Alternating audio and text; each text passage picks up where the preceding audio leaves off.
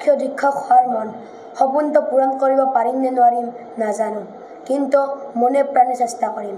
কিন্তু আজি মোক অসম চৰকাৰে দিয়া এইটো সুবিধা মই চিৰদিন মনত ৰাখিম। দেশ সেৱাৰ ভাৱ জড়িত হৈ আছে, কাৰণ মোৰ জন্ম 15 আগষ্টত।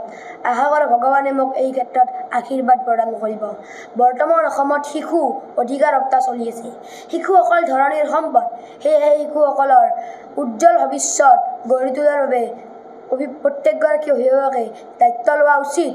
বিশেষকৈ বাল্য বিবাহ, শিশু শ্ৰমিক, শিশু সৰবৰাহ আদি ক্ষেত্ৰ ৰোধ কৰাৰ ক্ষেত্ৰত চৰকাৰৰ প্ৰশাসনৰ লগতে প্ৰত্যেকগৰাকী অভিভাৱকৰ কিছুমান দায়িত্ব থাকে। আশা কৰোঁ অনাগত দিনত যাতে ই সমূলি নোহোৱা হয়। আৰক্ষী চকীসমূহ পৰিদৰ্শন কৰিলে কেনেকুৱা দেখিলে? ভাল লাগিছে।